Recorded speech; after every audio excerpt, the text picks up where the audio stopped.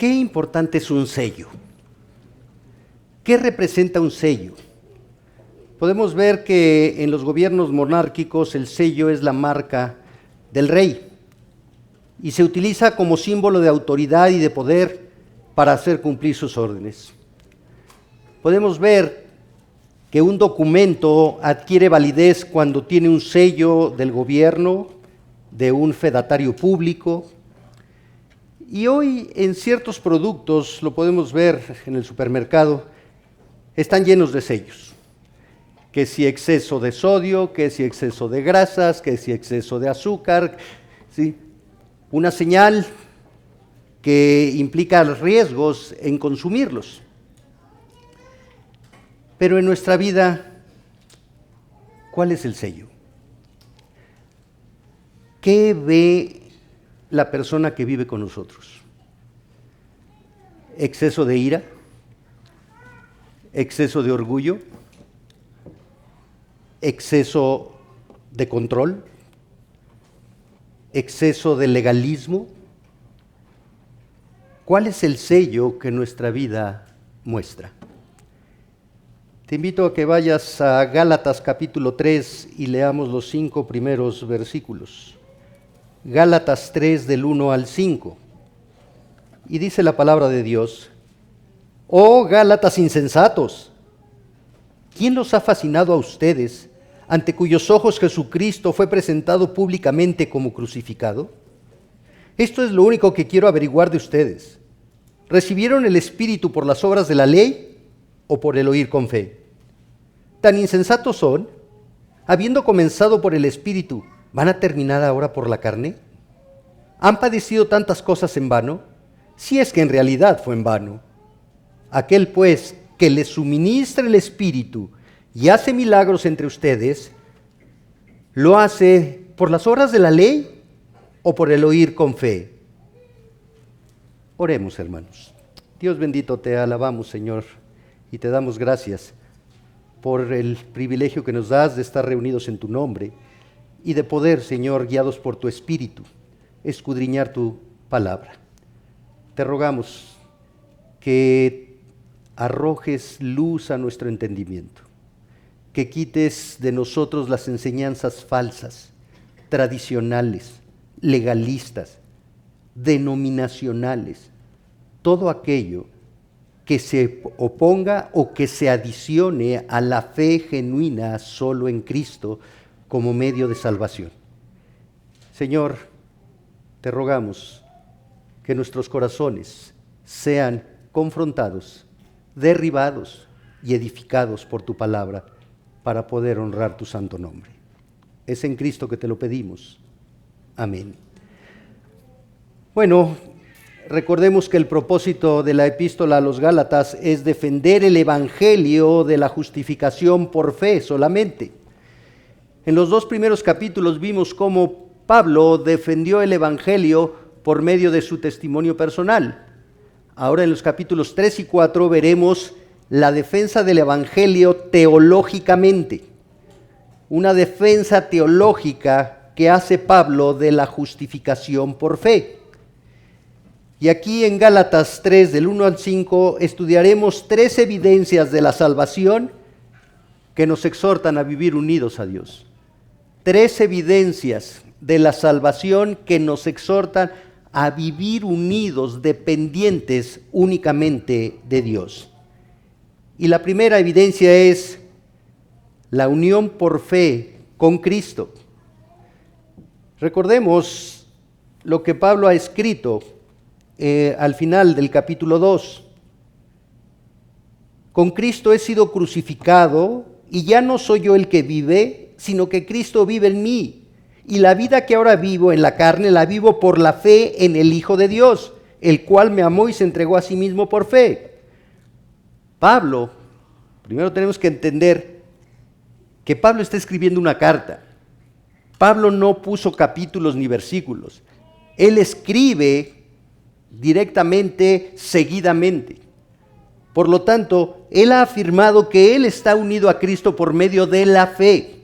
Ha muerto a sí mismo para que la vida de Cristo se haga evidente en él. El versículo 21. No hago nula la gracia de Dios, porque si la justicia viene por medio de la ley, entonces Cristo murió en vano. Pablo dice, lo que ha cambiado mi vida es la gracia de Dios por medio de la fe puesta en Jesucristo. Entonces, la unidad del creyente únicamente puede ser por poner su fe en Jesucristo. Eso manifiesta la identidad, la unidad y la dependencia del creyente a Dios. Y inicia el capítulo 3 con una exhortación. Es una exhortación que nos muestra la gravedad de la conducta de los destinatarios de la epístola, de los Gálatas. Y Pablo dice, oh Gálatas insensatos. Es una llamada de atención amorosa de Pablo. La palabra insensato no connota una deficiencia mental, sino un descuido mental. Al llamar insensatos a los Gálatas, Pablo afirma enfáticamente que ellos no habían pensado detenidamente en las consecuencias de las falsas enseñanzas de los judaizantes. Las habían aceptado sin reflexionar, sin pasarlas por el crisol de la palabra de Dios, del sacrificio de Cristo. Y por eso les llama insensatos. Hay versiones donde se traduce esta palabra griega y le ponen, oh Gálatas, idiotas. ¿Cómo es posible que teniendo el entendimiento de que la salvación es por la fe en Cristo, ahora se dejen engañar por los judíos? El comentarista Hendriksen señala, al prestar oído a los argumentos legalistas, los Gálatas no fueron lerdos, sino irreflexivos. No fueron ignorantes, sino insensatos. No fueron estúpidos, sino necios. Los Gálatas habían caído de manera insensata en el legalismo judaico porque habían dejado de creer y aplicar las verdades básicas del Evangelio que Pablo les había compartido y enseñado. Y por medio de ese Evangelio ellos habían conocido la salvación. Por fe, no por obras. Cuando nos dejamos guiar por nuestras emociones, por nuestra lógica humana, y no por la autoridad del Evangelio, vamos a ser llevados por doquiera de todo viento de doctrina, por estratagema de hombres que para engañar emplean con astucia las artimañas del error. Nos desviaremos de la fe que agrada a Dios y andaremos como necios y no como sabios. Y después Pablo, después de calificar de insensato a los Gálatas, les va a hacer 6 preguntas que confrontan su corazón, 6 preguntas que desnudan su fe. Y esas mismas preguntas son hechas hoy a la iglesia, a ti y a mí. Dice Pablo en el versículo 1, ¿quién los ha fascinado a ustedes? Aquí la palabra quién está en singular, no dice quiénes. Había varios judaizantes, habían llegado a Antioquía para hablar de que para ser salvos tenían que creer en Cristo más cumplir con los ritos de la ley. Ya Pablo en el capítulo 1 nos dijo que ese es otro evangelio. ¿Quién los ha desviado del auténtico evangelio? Y ahora aquí dice ¿quién? Bueno, sabemos que el enemigo de Dios es Satanás. Y Satanás usa a los falsos maestros para desviar a la grey de Dios del conocimiento, de la comprensión, de la obediencia a la santa palabra de Dios. Y usa una palabra muy interesante, fascinado. En el griego significa embrujar, hechizar. Algunos contextos y comentaristas establecen que es una alusión al mal de ojo. ¿Te han echado el mal de ojo? Los antiguos griegos estaban acostumbrados y temían la idea de que se les pudiera lanzar un hechizo por un ojo maligno. Se pensaba que el ojo maligno funcionaba de la misma manera que una serpiente podía hipnotizar a su presa con sus ojos.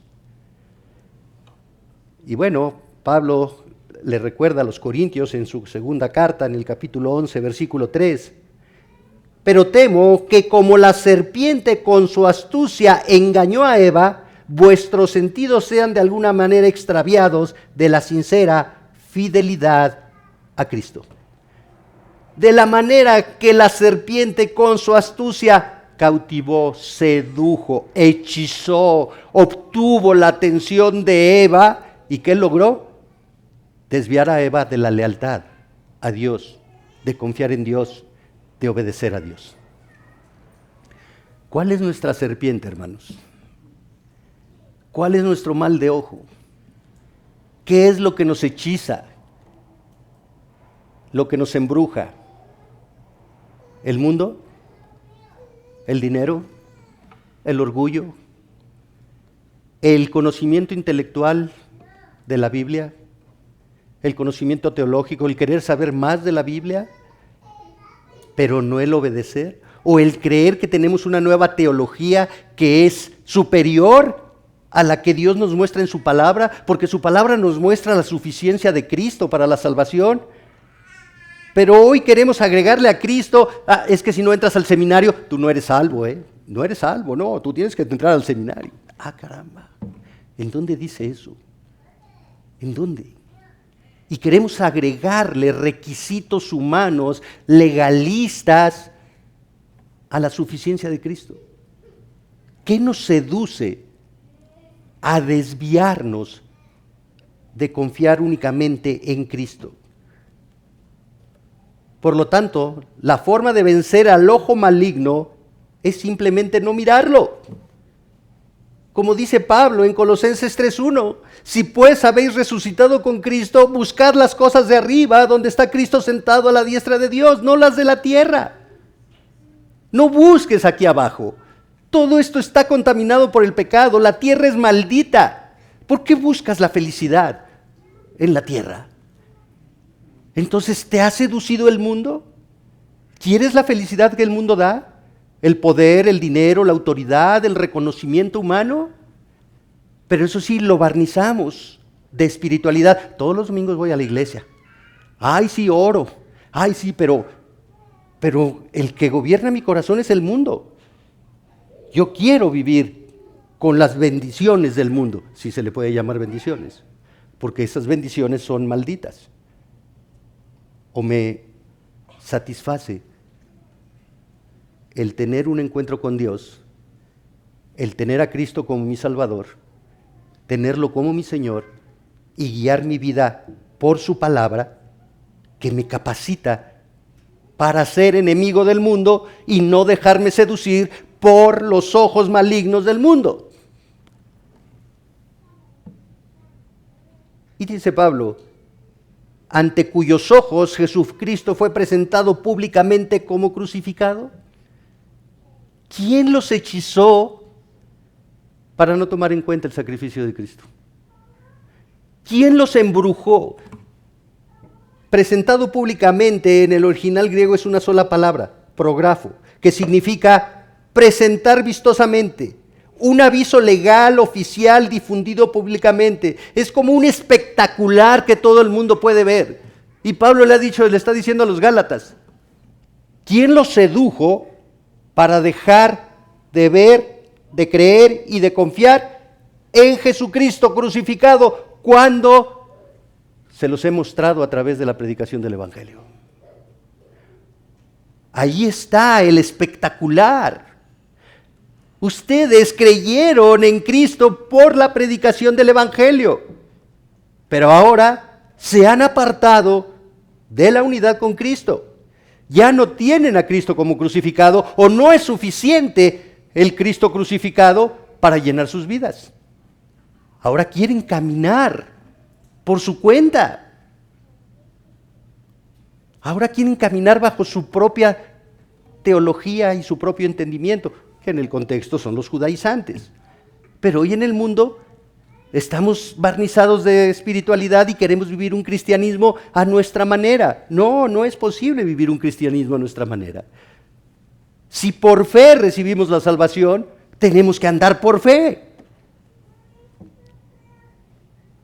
La crucifixión fue descrita como algo real en el Evangelio y los Gálatas creyeron en el Evangelio. Por lo tanto, Pablo les dice, ustedes han visto con claridad el significado de la cruz. El evangelio les ha sido transmitido con claridad. Pablo dice, les he presentado a Cristo crucificado, lo mismo que le dijo a los corintios. No quiero otra cosa que presentarles a Cristo y a este crucificado, porque en la cruz se obtiene la salvación.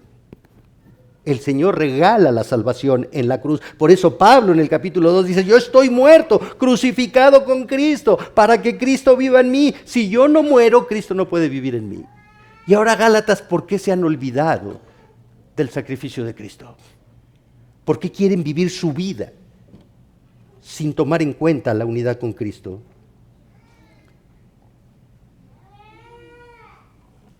Solo podemos estar identificados con Cristo a través de la cruz.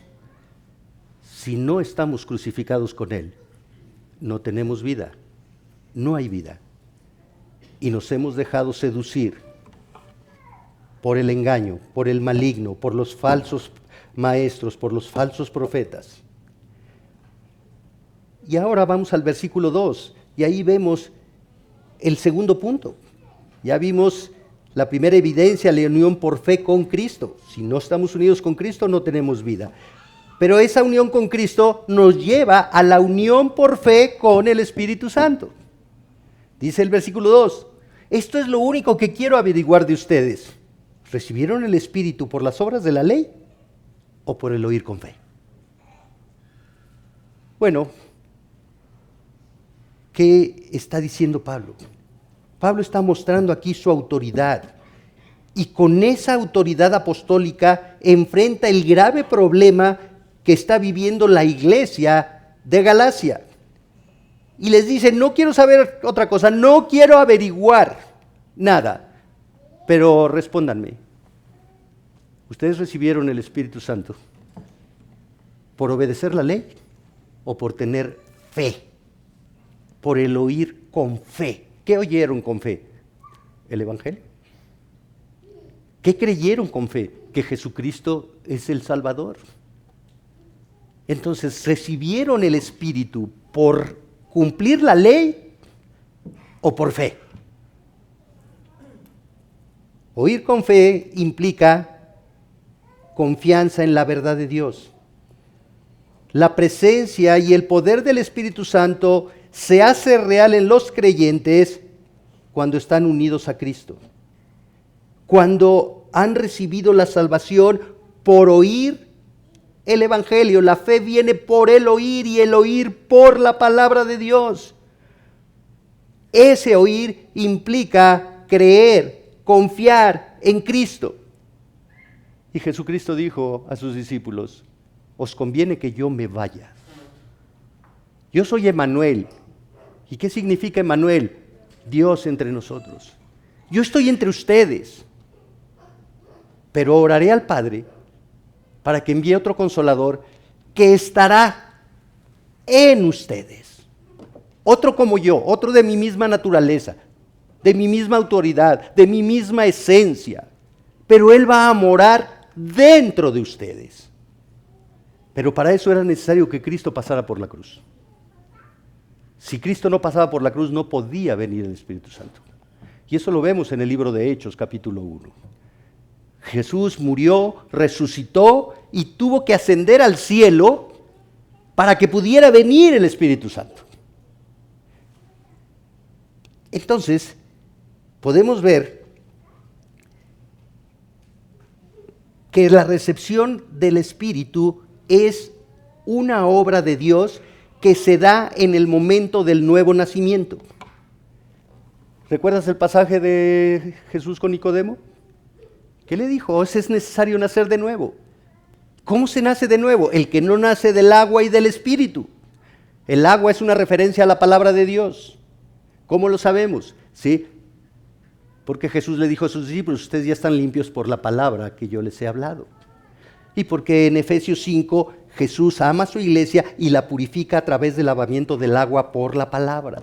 Entonces, los elementos del nuevo nacimiento son el oír por fe, el Evangelio y la obra del Espíritu Santo. ¿Por qué? Porque el Espíritu Santo convence de pecado. de justicia y de juicio. ¿Por qué? Porque el Espíritu Santo regenera al pecador, le da nueva vida para que ponga su confianza en Jesucristo como su Señor y Salvador. Y entonces es una obra divina el nuevo nacimiento. Los elementos necesarios en la salvación son el resultado de la acción del Espíritu Santo en el corazón del pecador. ¿Por qué? Porque ahí la obra del Espíritu Santo lleva al pecador a tener convencimiento de pecado. Si no hay convicción de pecado, no hay genuino arrepentimiento.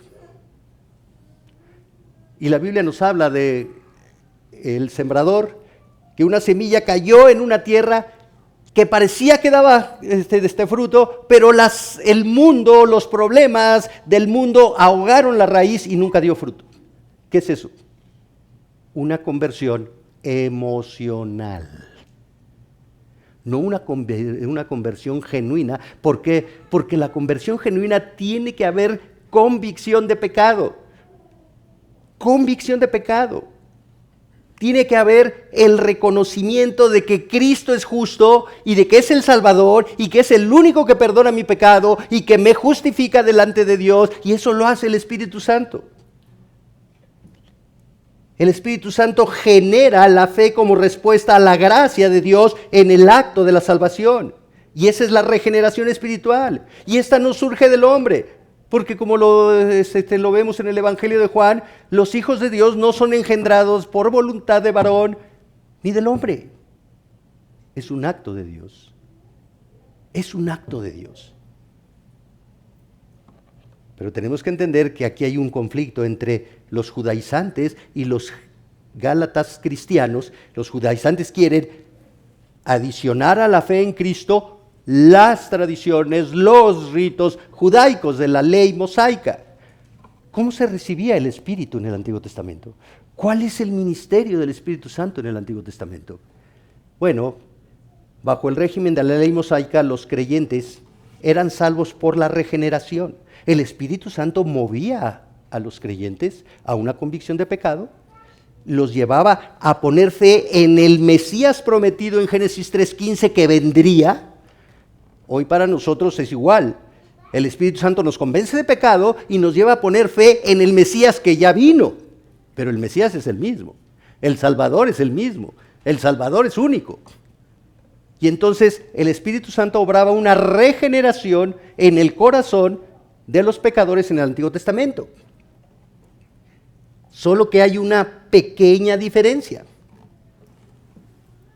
El Espíritu Santo no llenaba permanentemente a los creyentes en el Espíritu Santo. Los creyentes en el Antiguo Testamento eran salvos, sí.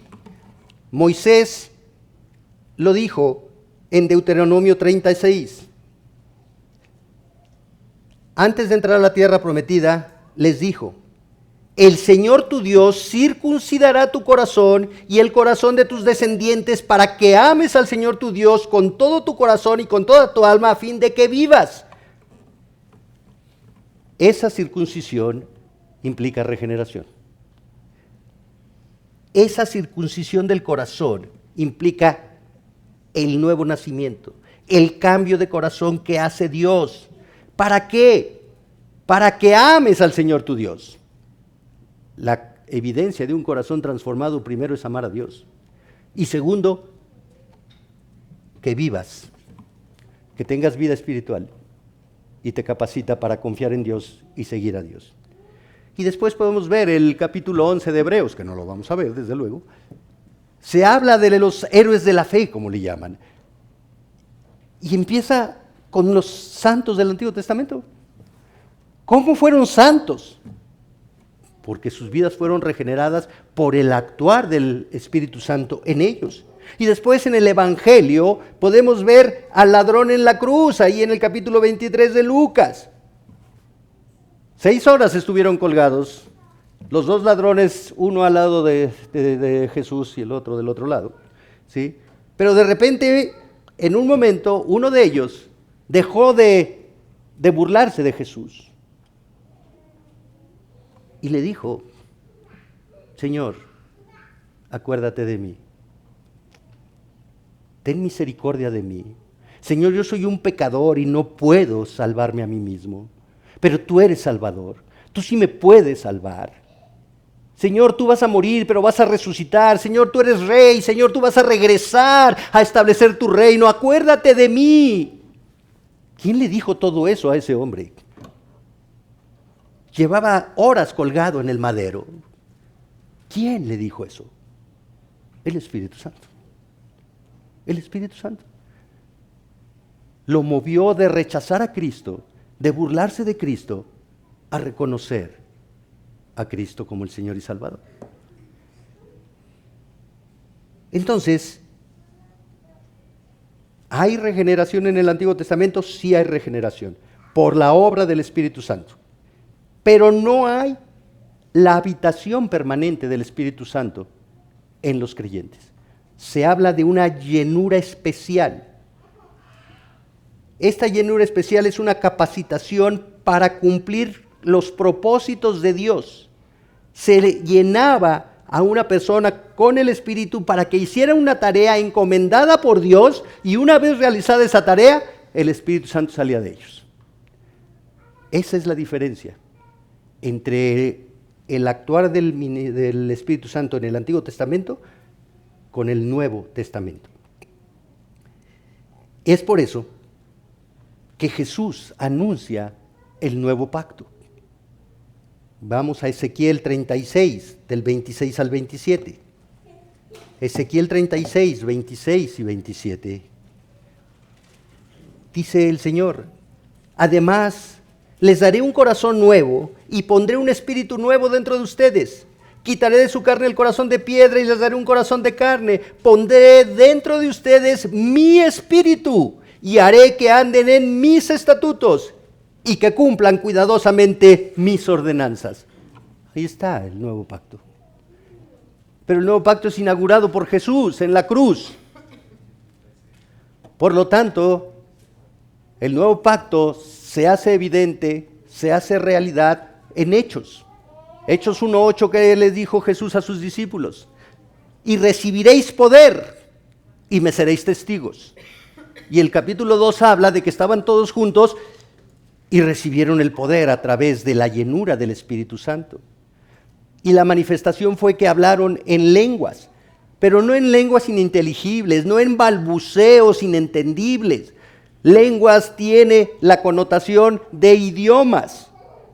El milagro de la llenura del Espíritu Santo es que estos hombres, pescadores, galileos, porque los que estaban ahí, los judíos que habían ido a celebrar la fiesta y los escucharon hablar, dijeron: ¿quiénes son estos galileos?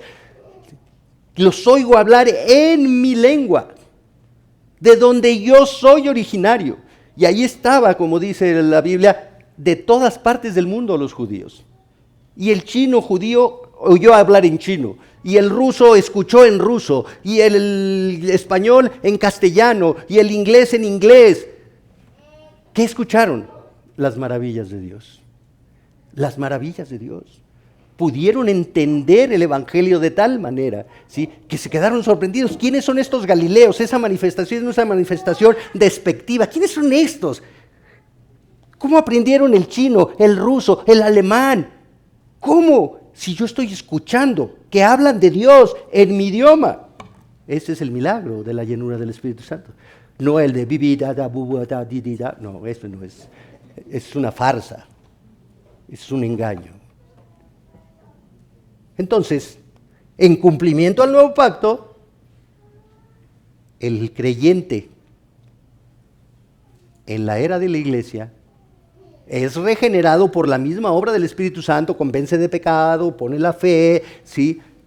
Pero además es llenado por el Espíritu Santo. Mora permanentemente el Espíritu Santo en el creyente. En el momento del nuevo nacimiento, el Espíritu Santo sella, pone el sello de propiedad de Dios. Este hombre que antes era pecador y que era propiedad de Satanás, ha sido liberado de la esclavitud del pecado, ahora es propiedad de Dios, el sello del Espíritu Santo, la garantía de la salvación. Sella, bautiza. En el momento del nuevo nacimiento, el creyente es bautizado por el Espíritu Santo. Y este bautismo no es hacer manifestaciones extraordinarias. El bautismo significa ser sumergido. ¿En dónde es sumergido el creyente? En el cuerpo de Cristo, que es la iglesia. Ese es el bautismo real del Espíritu Santo. Pero hay solo un solo bautismo. ¿Cuántas veces naces? Una sola vez. Por eso una sola fe, un solo Señor, un solo bautismo. No hay dobles, triples unciones. No es cierto, eso es engaño, eso es herejía, eso es mentira. En el nuevo nacimiento, el Espíritu Santo sella, bautiza, habita en el corazón del creyente y da dones espirituales al creyente. Entonces, Pablo les está hablando a gente de la era de la iglesia, post-cruz, los Gálatas. Ustedes escucharon el Evangelio. ¿Cómo recibieron el Espíritu? ¿Por creer en el Evangelio? ¿Por creer en Cristo como Señor y Salvador? ¿O por cumplir la ley? Ustedes, judíos de Galacia. Y ahí estaba Pedro. ¿Cómo recibiste el Espíritu Santo, Pedro? ¿Por creer en Cristo o por cumplir la ley? De esta manera, el regalo del Espíritu Santo es la evidencia del favor de Dios en la vida del creyente, su más grande prueba de salvación y la garantía de la gloria eterna. El Espíritu mismo da testimonio a nuestro espíritu de que somos hijos de Dios, asegura Pablo a los cristianos en Roma.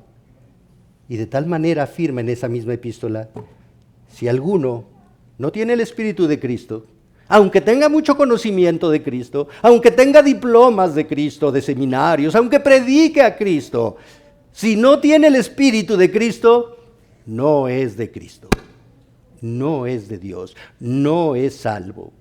En tu nombre echamos fuera demonios, en tu nombre predicamos.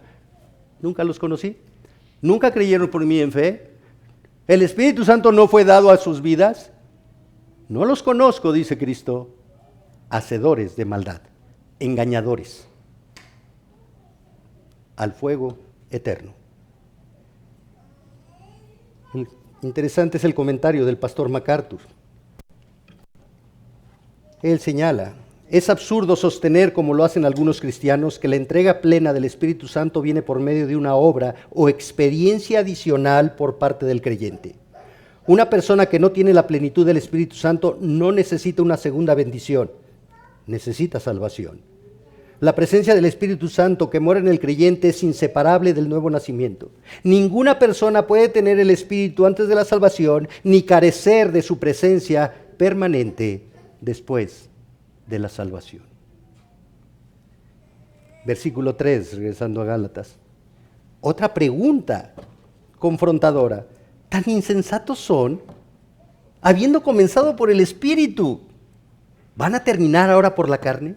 Los ha confrontado. La respuesta a la pregunta anterior es: desde luego, recibimos al Espíritu por el oír por fe. Ah, entonces oíste por fe. Y ahora, ¿por qué si has iniciado por fe tu vida cristiana, quieres continuar tu vida cristiana por la carne? ¡Qué contradicción!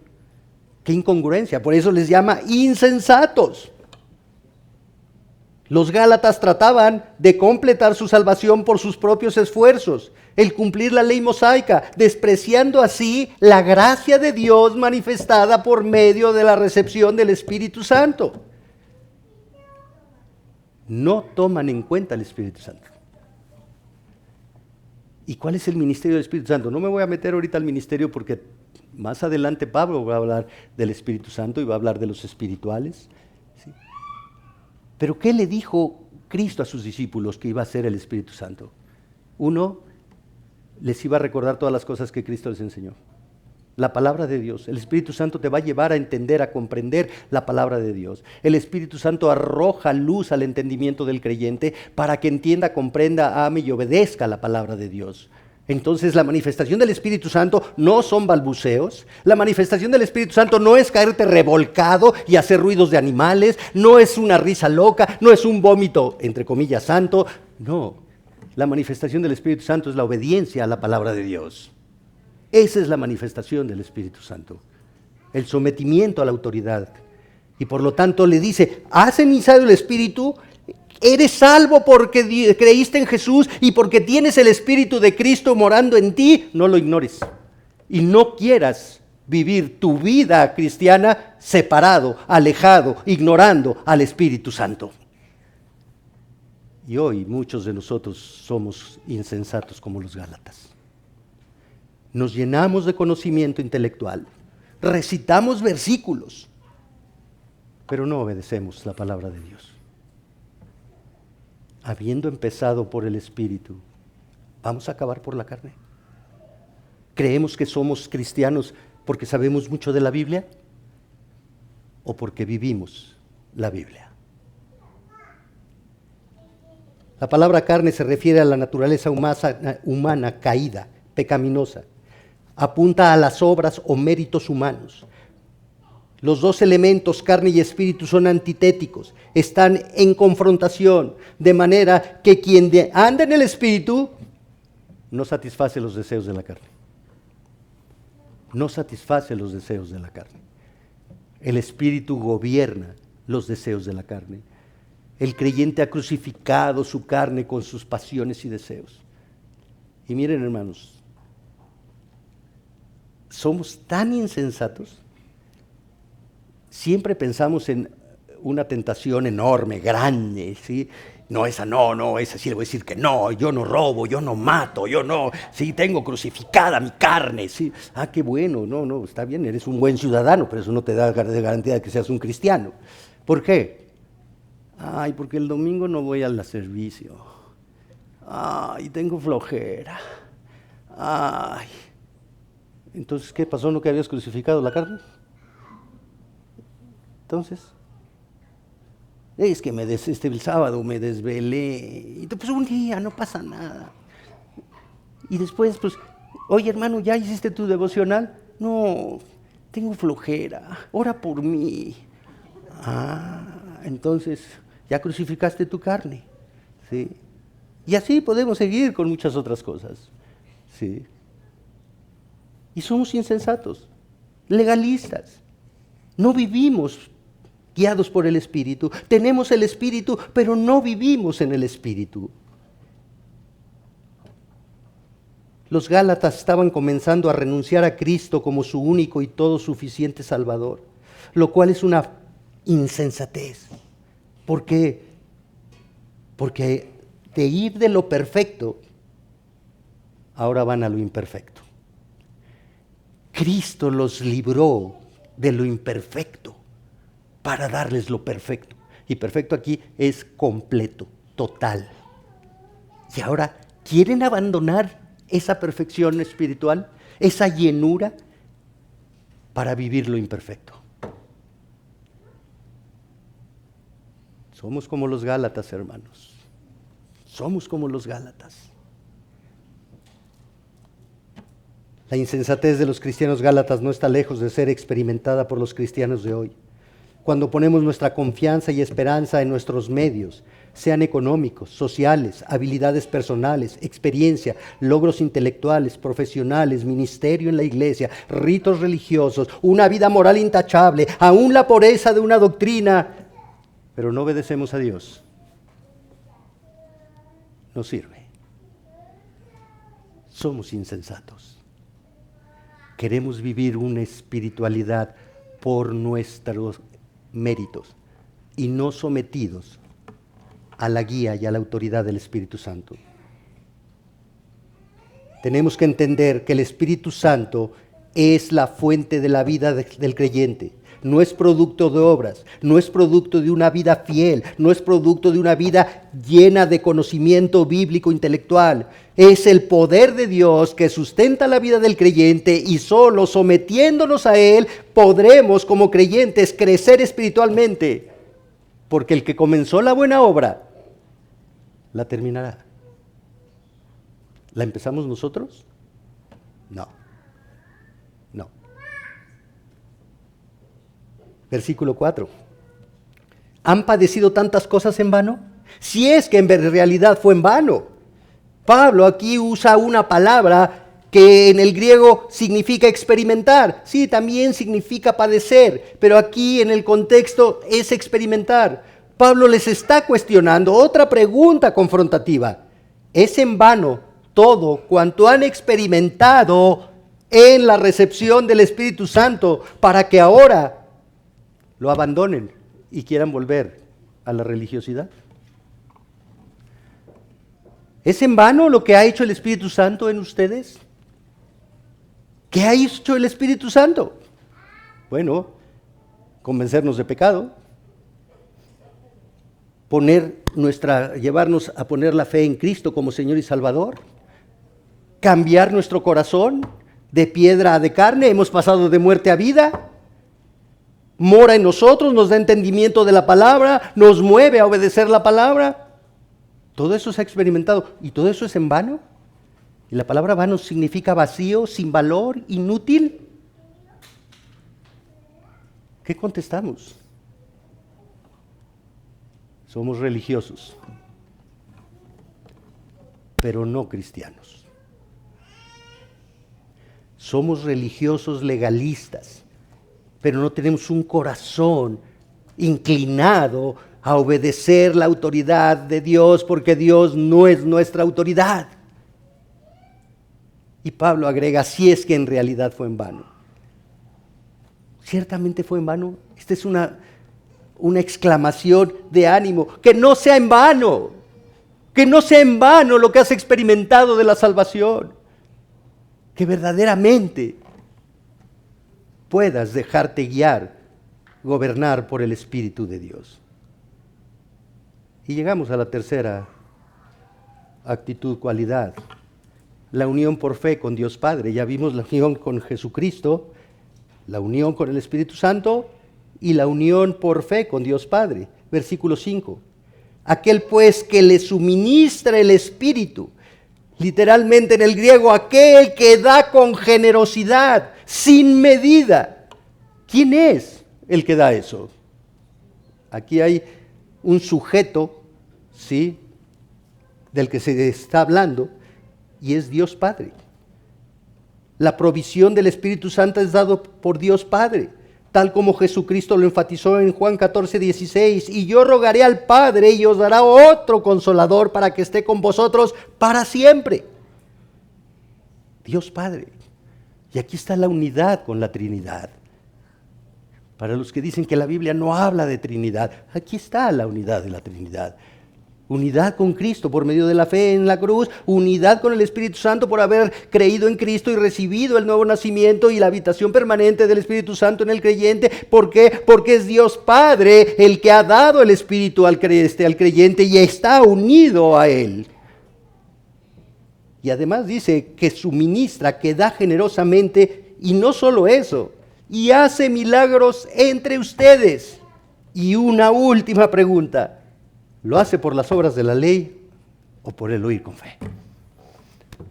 Ya has sido confrontado. Ya te aseguré que recibiste el Espíritu por oír con fe. Y esa suministración es generosa. No es una parte, es completa, es total. Y esa generosidad de Dios tiene evidencia, hace milagros. La evidencia del poder del Espíritu Santo ha hecho prodigios en los Gálatas creyentes. Y aquí tenemos que tener cuidado, hermanos. No se trata de hacer milagros y decir, en el Teatro de la Ciudad, el sábado a las 7 de la noche, vamos a tener sesión de milagros. No, eso no es.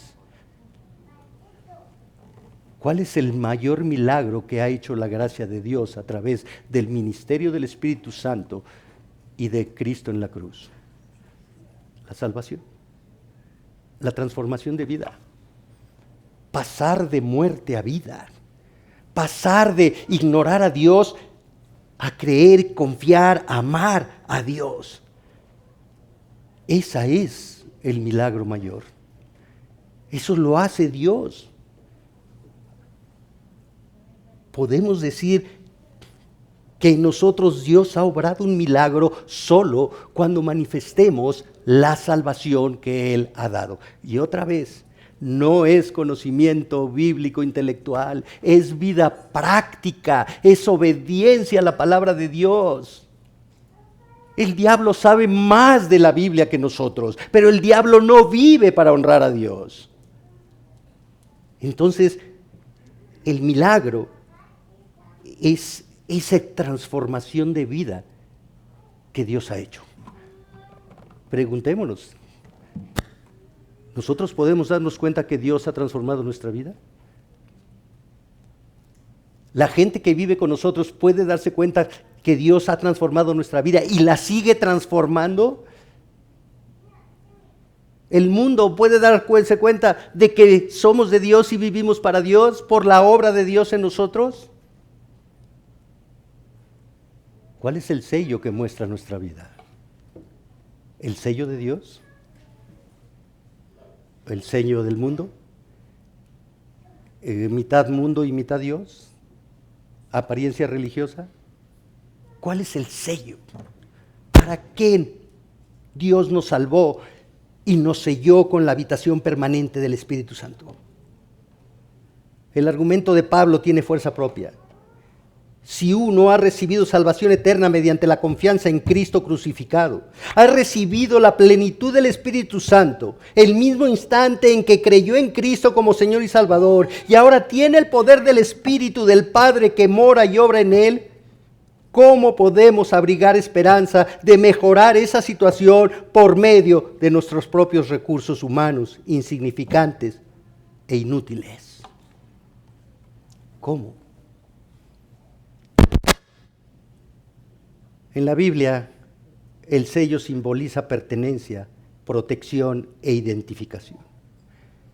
El sello del Espíritu Santo nos hace propiedad de Dios. El sello del Espíritu Santo nos protege de las acechanzas del maligno. El sello del Espíritu Santo nos protege de la tentación y de ser seducidos por el mundo. Y el sello del Espíritu Santo nos identifica como hijos de Dios. El sello de Dios es la marca espiritual del Espíritu Santo en los creyentes. Una garantía de propiedad, de autoridad y de salvación.